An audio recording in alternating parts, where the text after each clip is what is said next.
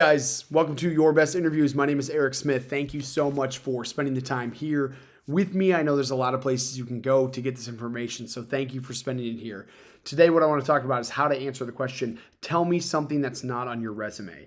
This is a common interview question that you'll get from hiring managers or somebody in the HR team because they've already qualified you as a candidate on paper because they're meeting with you. They're already interviewing you. So they've seen your resume, they've seen your qualifications, and they've moved you forward in the process enough that they're talking with you. So they like what they've seen on paper.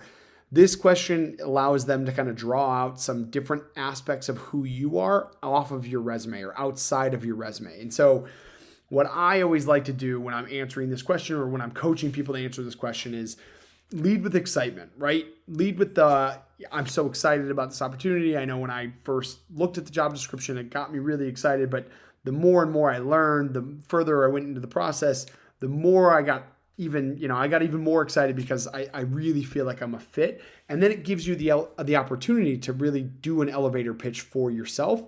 That's not on paper. So what tends to happen is a lot of people answering this question they'll blank because they didn't prepare for it. And so when someone says, tell me something that's not on your resume, they start to ramble. And what they'll do is they'll regurgitate previous roles, or they'll try and think of a highlight, but it's tied to that resume again or a previous role. What this allows you to do is focus on key characteristics that maybe don't show up in your resume. So for example, you could talk about your work ethic. You could say, one of the things that probably doesn't jump off the page, but I think is absolutely something that's propelled me in every role and helped me be successful in every role is my work ethic and my ability to outwork most people in a role. And the value that adds to you in this position specifically is I'll be able to hit the ground running really fast and add value really, really quickly. Maybe it's, one of the things that maybe you don't see on the paper is my ability to work within a team and my mindset around a team. And maybe you have an example that's not on your resume. Maybe it was team sports, or something that you do on the side as a leadership type role, whatever that may be. But it allows you to kind of sell key characteristics that are going to be a value add to the hiring manager and that company that they can't see on paper or that you didn't want to put on your resume. I'm somebody who I think storytelling is a valuable thing that you can do within the interview process as long as you're concise. So this is why I say you have to practice this. But if there's a story that ties you to a passion for that industry or that company or that mission that you can lean back on and say, something that probably you don't see on paper or within the resume is I have a deep passion for what you guys do on a mission scale, and then tell that story. And what you're doing is you're just emphasizing your passion and commitment for what they do on a daily basis, what the industry is focused on, what that company's mission is. And it just shows a deeper tie that you have to what they're doing on a daily basis, right? That is one of those things that's going to help sell yourself into the role. But yeah, I would say prepare for this. It's a common question that can be asked. The best thing you can do is practice it. But think of key characteristics, right? What's not on paper, but also something that's going to help sell you into the role. You're likely talking to the hiring manager or the decision maker at this point.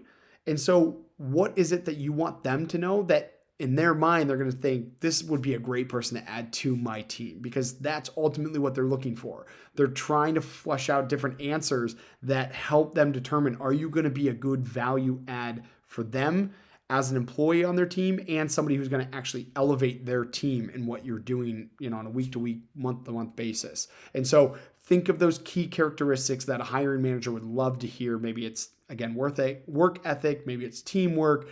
Maybe it's your ability to multitask. Maybe it's your ability to, do deep work within a project and accomplish it in record, fast times, whatever that is, right? But make it tied to something that you're actually really good at.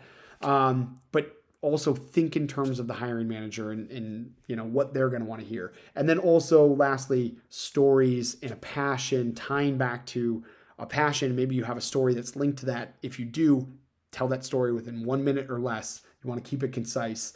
But play the passion card as well if that's kind of your reasoning or what separates you as a candidate. But this is a big advantage for you because, again, it's an elevator pitch that you get to give to the person who's ultimately making the decision to feel more confident about you as a candidate. So, guys, hopefully this was helpful. I do drop 2 videos every week on Monday and Wednesday. So hit subscribe.